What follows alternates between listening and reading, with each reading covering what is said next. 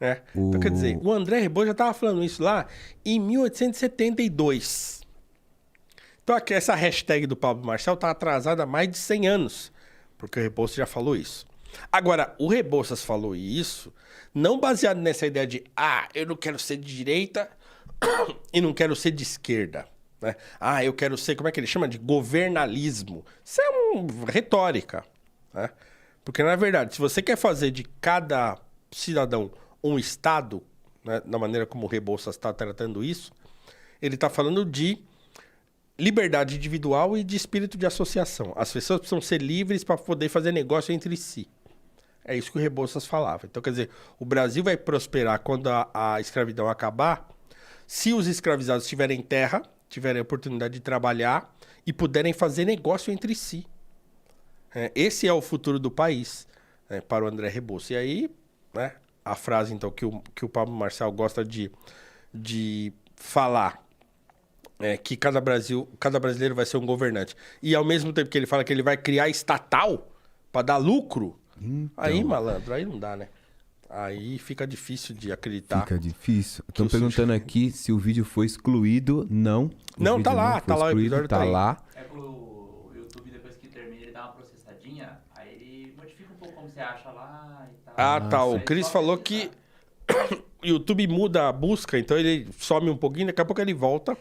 Mas tá lá, né? A gente não excluiu, não. Então vejam lá o episódio depois. Depois pesquisa pelo nome que acha. Se Pesquisa pesquisar pelo nome. pelo nome Pablo Marçal no Noir Podcast, você vai achar, porque o YouTube dá uma processadinha ali, então demora um tempo, alguns minutos. E aí estão falando aqui, ó, ele vai pro podcast do Vilela. É isso, a gente soube depois que ele tava saindo daqui, porque ele vai debater, ou tá debatendo com o Marcelo Brigadeiro, acho, lá no Vilela. Assim, gente, eu vou ser sincero com vocês que estão assistindo no ar. Poxa, se você marcou um compromisso com uma pessoa, né, você tem que cumprir o seu compromisso, certo? Então, quem vai em podcast está acostumado, que podcast geralmente é programa longo, né?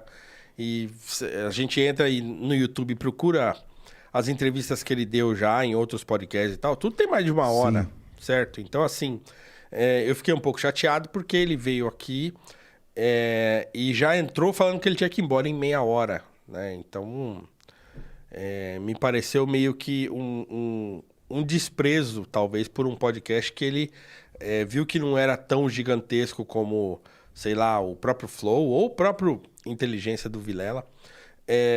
Então, a gente ficou um pouco contrariado em relação a isso, mas fazer o quê, né? Então, já estava marcado, a gente precisava fazer o programa da maneira que tinha que ser feito. É o que eu falei, eu tinha um monte de coisa para perguntar, eu acho importante você esgotar as razões de um candidato à presidência, entendeu? A gente já imaginou se ele se elege, certo? Então, eu não posso fazer um papel aqui de alguém que esteve à frente do candidato e não fez as perguntas que deveriam ser feitas a ele, né? Então, a gente viu isso acontecer, por exemplo, em 2018, né, que as pessoas não faziam as perguntas que tinham que ser feitas, ficavam falando outras coisas que não tinham exatamente relação com a importância do cargo que a pessoa ia ocupar, né? Isso levou à eleição. Então, a gente precisa perguntar, precisa fazer perguntas que sejam complicadas, inclusive, para o candidato poder se manifestar e dizer como é que ele pensa. Exatamente. Né? Então, me pareceu pretensioso o projeto dele, me pareceu um projeto utópico, né? Irrealizável enquanto política pública, e me pareceu que ele não tem muita ideia de como a máquina pública funciona.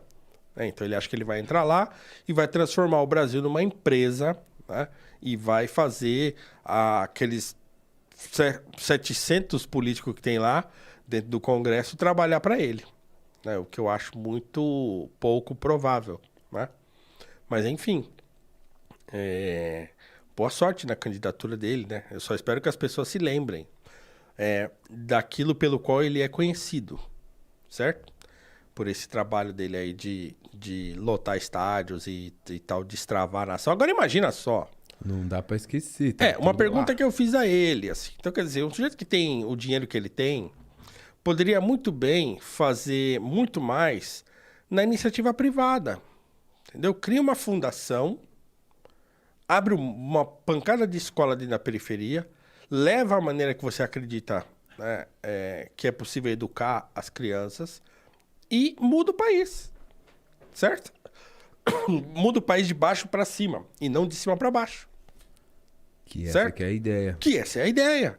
Então é mais um político que acha que vai entrar lá no topo e vai mudar a coisa de cima para baixo.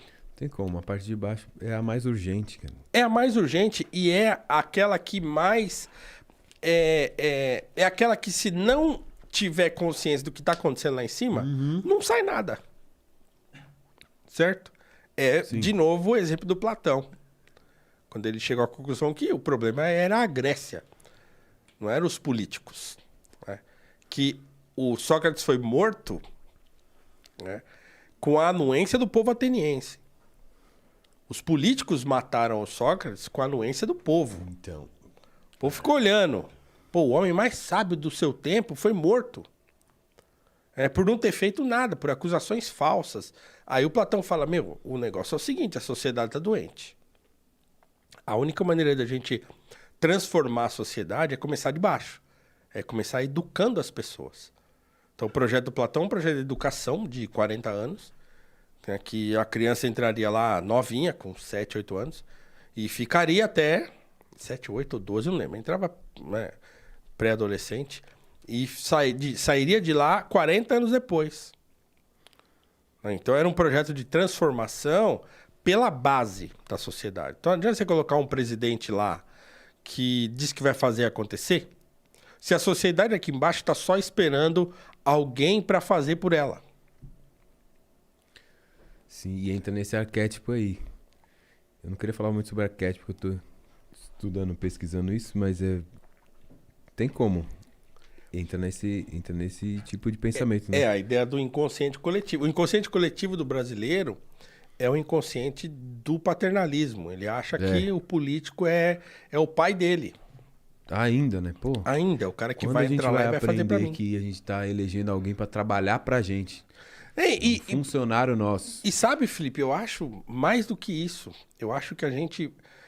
a consciência, eu acho que é mais legal seria a gente perceber que não só que o político trabalha para nós, mas que o político deve deixar a gente trabalhar. Sim. A gente produzir, é legal produzir. É gostoso quando você tem um trampo. Né? Quando você trampa, no fim do mês você recebe uma grana, você pode pagar suas contas, pode pagar seu aluguel, pode tal. Né? Você pode tentar abrir seu negócio, sua empresa e tal, e lutar e fazer acontecer e tal. Então, isso é bom. O país prospera com produção, né? E a mentalidade ainda não é essa. Ainda é aquela mentalidade de que o político é que tem que fazer por mim. Total. Né? Então, a mentalidade paternalista é essa, né? E o político brasileiro, ele é muito assim. Ele sabe que é assim, então ele se vende dessa maneira. Então não pode, eu acho um contrassenso o fulano falar que ao mesmo tempo vai pregar empreendedorismo, ao mesmo tempo que ele fala que vai criar estatal. Uma estatal que vai dar lucro. Tá vendo como aí que as coisas não batem? Não bate. E aí a gente vê que tem alguma coisa nesse propósito aí que não é principalmente se eleger. Eu penso que as pessoas gostam de poder, né? Ele tá numa situação que não precisa mais de dinheiro, mas poder é sempre bom, né? Então, é aquela coisa que a gente tava trocando ideia. Tipo o tio Dória, né? Por exemplo, também. Pra quê que ele precisa, ele quer mais poder, ele quer... Eu não sei dinheiro muito mesmo, bem ele o não que precisa. move as pessoas quando chegam nesse patamar assim que não... É só ir administrando o que já tem e tá tudo bem. O que leva uma pessoa dessa Se você fazer o nome pra deixar o nome eu não sei. herdeiros, também não sei. Ainda mais um game num que país... a gente não entende direito. Ainda mais sabendo que nós vivemos num país que tem uma população muito carente, né? E que a base da pirâmide social é extremamente desamparada, né? E é desamparada desde sempre. E que a pessoa não imagine que ela pode fazer muito mais correndo por fora da máquina Aham. do que tentando entrar na máquina para fazer lá de dentro. Nós não temos essa cultura aqui, nem entre os nossos grandes empresários, né? Como tem nos Estados Unidos, uma cultura de filantropia. Então, fulano, ele fica milionário, ele abre uma fundação. E a fundação dele vai trabalhar para a população carente que ele conhece. Por exemplo, ele leva para o bairro dele, né? O Dr. Dre levar uma escola lá para Compton. É. Entendeu? O Tyler Perry fazer uma fundação gigantesca. Pensou estudar na escola do tio Dr. Dre? Pô, é outra... Entendeu? É outra energia. É outra E assim, coisa. nem digo que... Claro que essas coisas envolvem incentivo fiscal, coisa e tal, não sei o que lá, mas assim, o jeito de gerir o próprio negócio, né, a fim de ajudar as pessoas, caramba, é muito melhor do que ele tentar usar o Estado para fazer. Quem não assistiu ainda, assista a série documentário que tem lá no Apple TV sobre o Magic Johnson. Bravo. Cara, ali é um exemplo dos mais nobres, né, de alguém que era um mega astro do futebol, do basquete, né? E que descobre que tá doente, que tá com AIDS e tal, e aí pensa que vai morrer e tal. E quando ele descobre que ele não vai morrer, né, que tem jeito e tal dele ficar vivo, aí ele fala, beleza, então agora, já que eu não posso jogar mais, eu vou investir na minha quebrada. E aí ele vai lá contra todas as expectativas das pessoas, porque ele chegava nos grandes empresários lá e falava, não, eu quero levar eu não lembro se é KFC ou se é, sei lá, ele falava, eu quero levar uma grande fast food pra lá, e os caras falam, ih, meu, você vai trazer isso aqui pra Chicago, aqui, isso aqui vai dar ruim. Os caras vão quebrar tudo. E não sei o que. Ele fala, não é assim não. As pessoas querem consumir. E aí ele leva, faz maior sucesso. E aí ele constrói um monte de prédio que é em cima a residência e embaixo no térreo é comércio. Faz um shopping lá. E aí, cara, ele muda a paisagem do lugar. Do lugar que era quebrada que ninguém botava fé. Você vê. Pô, fez mais dinheiro, gastou dinheiro, ganhou dinheiro e ajudou uma parte considerável daquela comunidade que era desassistida pelo poder público. Então, caramba, pô, tá mais que provado que... Tudo bem, as pessoas podem acreditar que o Estado é fundamental e tal, assim, mas, por outro lado, tá mais que provado que num país em que o poder público é todo atravancado, a iniciativa privada pode mais. Porque você tem mais autonomia. Você pode ir lá no governo e falar, eu quero incentivo fiscal, eu quero redução de imposto para eu construir uma escola em tal lugar. E aí você vai lá e constrói do seu jeito. Né? E bota as crianças para estudar lá e vai aplicar o ensino que você acha que é legal e que é válido. Então, eu acho que ele pode muito mais assim, né? Poderia muito mais assim. Ele tem uma rede de escolas e tal, mas eu nem perguntei, né? Assim, quanto custa a mensalidade da escola dele, que deve ser caro pra caramba, uma escola bilíngue e tal. Então, caramba, né? Certamente não tá num bairro de periferia. Com certeza, não. Né? Ainda que ele põe uma cota lá, que tem aluno de periferia lá dentro, não, mas o legal é levar isso pra lá.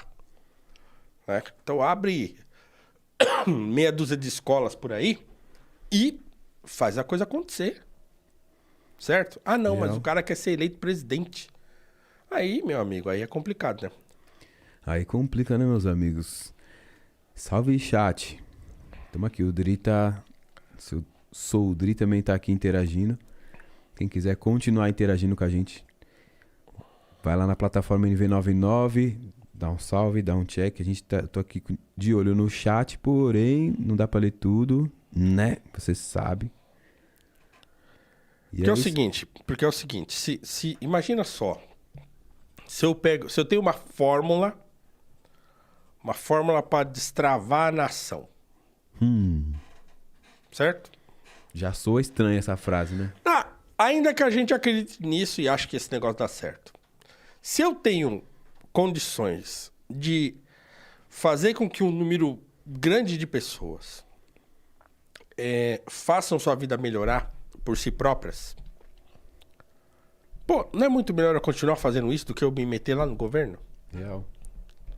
A gente sabe que hoje é assim, hoje ainda tá ruim, tá travado, tá atravancado, não tem como, né? Tem que ir pela urgência mesmo. Entendeu? Então, assim, não dá pra... Eu acho assim, o político que vai... eu falei isso aqui já, vou repetir. O político que vai fazer o Brasil prosperar é aquele que promete menos e que tem plena consciência do pouco que pode fazer. Eu acho que o grande desafio de um político no Brasil é fazer os outros entenderem que aquilo que ele está propondo tem uma solução de continuidade. E para ele convencer os outros que aquilo que ele está propondo tem uma solução de continuidade, ele não pode querer virar a mesa, reinventar a roda, propor um negócio muito diferente do que já está lá. Não, ninguém vem com o cara. Não vem. Ninguém vem. Todo mundo sabe que não funciona, que não dá. Certo? Então, assim, se o cara falar, não, ó, eu não quero mudar o mundo todo, não. Eu quero fazer uma coisa simples aqui, ó. Destravar isso aqui. Para que as pessoas consigam encontrar um caminho. Né? Ou fazer uma mudança na educação que não seja mirabolante, como ele propõe, mas seja uma mudança simples, mas efetiva, que vai ajudar as crianças mais necessitadas, né? De um país tão necessitado como o nosso, em termos de educação. Então não adianta, sabe? Eu tenho pouca confiança de que alguém que tem muitas pretensões em relação ao que deve ser feito no Brasil, que esse alguém sabe o que está fazendo. Entendeu? Então eu tô cansado de projeto, tô cansado de planos mirabolantes, tô cansado de promessa e de nego ter aquela perspectiva messiânica a respeito da própria capacidade de gerir um país do tamanho do Brasil. Sim. Entendeu? Que é um puta país gigante, cheio de problemas, cheio de... Nossa, só... Assim, né? A gente sabe que em outros países funciona diferente, não sei se melhor, se pior, mas aqui a gente tem que se adaptar ao do próprio jeito que as coisas foram construídas e pensar daqui pra frente, pensar em renovar o que tá ruim. Exato. Investir no que tá dando certo. É isso. Né? Eu acho que é muito grande pra ter... Eu acho que podia cada estado também ter uma própria, sabe, uma própria administração de se adequar. Como é nos Estados Unidos, né? Descentralizado e tal. É o que ele falou. O país acontece no município. Tá, então se candidata a prefeito de São Paulo, certo? Faz acontecer aqui. Aí daqui extravasar para outros lugares e tal. Então por que você quer ir lá em cima? Aí a resposta que ele me deu, porque se o meu chamado fosse esse... Aí, entendeu? Não tô esperando essa resposta metafísica aí, não. Porque é a mesma resposta que o outro que já tá lá dá.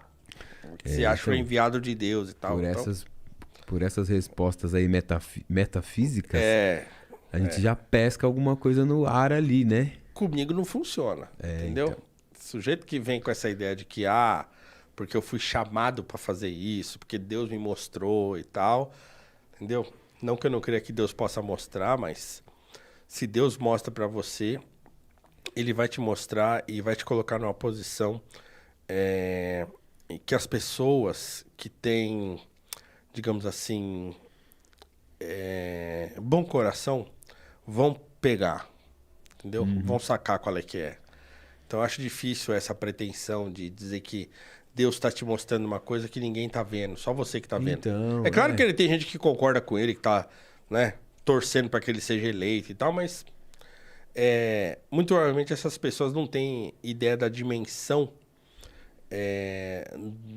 daquele projeto que ele está oferecendo pra gente, da aplicabilidade desse projeto. Que soa muito bonito, claro, você fala bem. Lógico. Ele liga a câmera lá na casa dele e plau, fala 1 hora, certo? Propondo mundos e fundos. Vamos destravar o Brasil, vamos fazer isso, vamos fazer aquilo e tal. Agora, efetivamente, fica difícil de entender como que essas coisas vão se aplicar na realidade brasileira. Né? Por isso que eu continuo sendo uma pessoa conservadora nesse sentido. Tem que ir devagar. Não adianta querer mudar tudo, né? Não adianta querer mudar muito, porque um passo em falso que você dá, você leva o Brasil pro Pico dos Marins, né? Com vento com mais de 100 km por hora, derrubando a estrutura das pessoas, derrubando as casas, derrubando barraca, derrubando tudo e falando que a gente precisa aprender a correr risco. Eu não quero isso, certo? Eu não quero um presidente que acha que o país tem que correr risco. Acho que a gente já corre risco demais, né? A gente precisa de um sujeito que bote o país no trilho, né? No trilho, mas no trilho naquele negócio naquele carrinho assim, ó, que ficam 2 caras um do lado do outro, que tem no desenho do Pica-Pau. Pode crer. É esse aí, ó. E vai devagarinho, mudando aquilo que tem que mudar devagarinho, não é numa locomotiva. Certo? E eu não quero ir pro Pico dos Marins, não. Quero ficar em terra firme. Não é o trem-bala. Não, não é o trem-bala. Eu quero ficar a placa, aqui é mesmo. o trem. Quero ir devagarinho, rumo a um futuro promissor, que não é uma loucura. Um projeto mirabolante, né? Marcus Garvey, você conhece? Marcus Garvey. É o famoso. Por que ele tá perguntando alguma coisa? Vocês conhecem Marcus Garvey? Ah, sim. Conhecemos o Marcus Garvey. Marcus Garvey, ele era um discípulo do Haile Selassie, né? Haile Selassie, Kingston Town, Rastafari. Caramba, o nome fugiu. Fala o nome dele de novo aí. Marcus Garvey. E o Marcus Garvey, ele tinha um projeto de levar os negros americanos de volta para a África e tal. Ele foi muito criticado por isso. Mas ele tinha uma visão... Ele era um visionário, assim, né? Em termos de entender, por exemplo, o Black Money. Que os negros precisavam prosperar entre eles. Então essa era uma ideia que o Marcus Garvey tinha. Que o pai do Malcolm X, que era um seguidor do Marcus Garvey, tinha... E que o Malcolm X, de certa forma, vai herdar esse pensamento do seu pai, porque ele vai advogar muito essa ideia de que as comunidades negras precisam ser autogeridas, né? Então, precisa fazer o dinheiro circular e a economia circular dentro da comunidade para que as pessoas prosperem e façam a coisa girar entre si. Eu acho a ideia boa, assim, é uma ideia liberal, né? Uma ideia de que as pessoas podem gastar o dinheiro delas com o que elas quiserem, né? Agora, a gente precisa ver a aplicabilidade disso também. Então, quer dizer, num país como o Brasil, é muito difícil você conseguir aplicar isso num país tão miscigenado, tão diverso e tal. É mais difícil, né? Naquela situação de leis de segregação, de perseguição, e que a comunidade negra americana estava mais ou menos concentrada no mesmo lugar, é mais fácil, né? Aqui no Brasil é muito mais complicado, né, de aplicar bem complexo. isso. Mas, complexo, na medida do possível, é legal, né? Eu acho que é legítimo você falar, não, eu vou comprar na minha quebrada lá do meu amigo, eu vou comprar, né, comida no mercadinho do meu parceiro e tal. Legal, né? Agora, qual é o nosso amigo que tem o mercadinho? A dificuldade começa aí, né? Começa aí. Então... E é um pensamento da hora de se entender se é para fortalecer alguém, fortalecer os que estão mais próximos, que estão com pequenos empreendimentos e tal, que vai ajudar muito mais do que você dar sua grana ou seu trabalho para uma empresa que já é gigante, já acontece, já está fazendo girar. Isso aí na pandemia veio muito, né, esse assunto. Porque aquelas coisas, quem era grande continuou grande e só cresceu, né? É uma situação, mas é uma situação difícil também, porque imagina só que você... nós estamos falando de uma... Se a gente olhar a população negra como uma comunidade, então nós estamos falando de uma comunidade que já tem pouco recurso, né? Que é majoritariamente mais pobre. Então, o fulano, por exemplo, ele vai deixar de comprar na grande loja de varejo, no mercado grandão, que o preço é mais baixo, para comprar na quebrada que o preço é mais alto. Porque é mais alto, porque o cara que tem um mercado menor, ele tem, né, custos pouco que o mercado... poder de compra. Ele tem pouco poder de compra, ele tem pouca variedade, então os preços são mais caros. Como é que ele vai competir com o mercado grandão? Então a pessoa vai... é melhor eu comprar lá, né, no mercado grandão, porque é mais barato, né? Então não é uma decisão fácil. Não é fácil, porque tá todo mundo querendo se salvar e precisando se salvar. Exatamente. Se tivesse ali o mínimo de estabilidade ali, né? Que é o que a gente busca, e aí buscando isso, começar a pesar nisso, né? Começar a ponderar essas ideias também, que não acontece com quem venceu, entre aspas, né? Venceu na vida, ou ascendeu e tal. Já dá pra ter essa consciência de falar, bom, vou ajudar os menores, eu já posso, né? Já posso ajudar os menores, já posso fortalecer os que precisam ser fortalecidos e tal. O sujeito crescer e aí olhando pra trás, né? Exatamente. Cresce olhando pra trás. Geralmente a pessoa cresce olhando pra frente só. E vai, e lá atrás fica lá atrás, já era, né? Já foi. Então é difícil, mas eu acho que o Garvey era também, de certo modo, as ideias deles eram utópicas. Então tem coisa interessante que dá pra você ler e falar, pô, faz sentido, né? Mas não sei se as ideias deles seriam aplicáveis, assim, num contexto como o nosso. Né? Essa é a dificuldade da gente entender Marcus Garvey dentro do nosso contexto. Certo? É isso aí. É isso, malandro. É isso. Eu acho que a gente já se divertiu aqui um pouco. Também acho. Valeu geral que tá interagindo no chat. Não vou dar um salve em todo mundo porque não dá. Eu quero instar as pessoas aqui que estão nos acompanhando a não perderem o programa da próxima quinta. Sim. Quinta-feira nós teremos mais um convidado que, apesar de talvez vocês não conheçam, então ele não é mega celebridade e tal, mas ele é um cara da política, né? Ele é um empresário que está se envolvendo com a política e ele escreveu um livro que se eu não me engano, o título é mais ou menos esse: Manual Prático para não ser enganado por políticos. Isso, acho que é manual básico, alguma coisa Manual assim. básico. Que ele explica os fundamentos da política, de maneira prática. Ele está divulgando esse livro e é gratuito, tá? Ele está distribuindo e também tem de grátis no site. O e-book é gratuito. Eu não lembro agora. O site é Como Não Ser Enganado por Político, é isso aí, né? Alguma coisa assim. Mas enfim, assistam o episódio de quinta-feira, porque ele vai estar aqui, o Ricardo Rous. E eu tenho certeza que é um papo bacana pra gente se inteirar, pra gente entender mais ou menos como é que a política funciona, porque ele é um cara que tá mergulhado nisso, tá estudando isso, então o livro dele é um manual mesmo.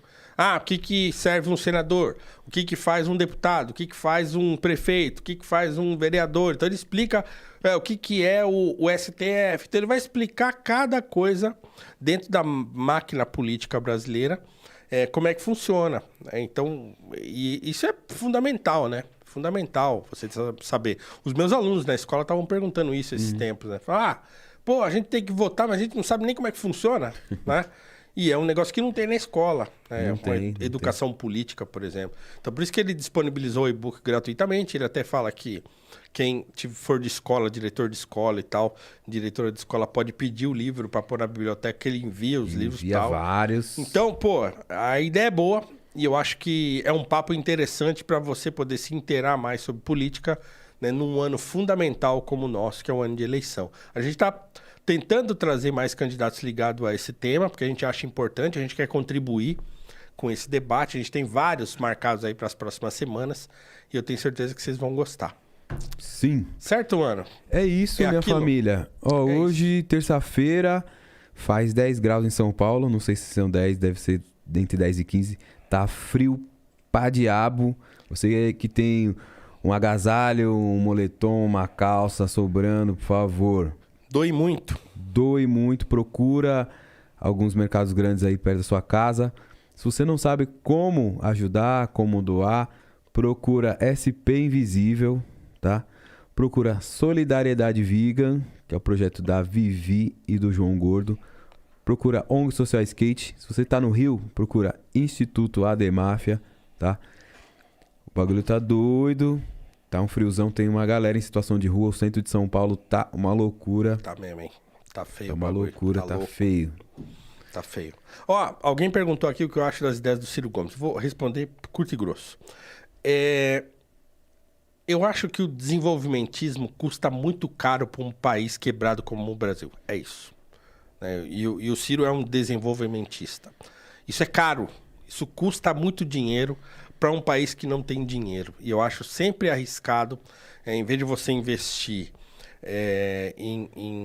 nas pessoas, né? Em ajudar as pessoas a se desenvolverem e produzirem, você tentar resolver tudo de cima para baixo, mais uma vez. Eu acho ruim por isso, certo? Então é isso. Mano, fé demais. Tamo junto. Quinta-feira, então, no Ar Podcast, às 18 horas, Não percam, tenham todos uma boa noite. Obrigado por terem voltado aqui nesse extra que a gente Valeu, fez. geral. Pra trocar uma ideiazinha. Tamo junto. Beijo, abraço. Fique com Deus. Até quinta. Falou. Fé.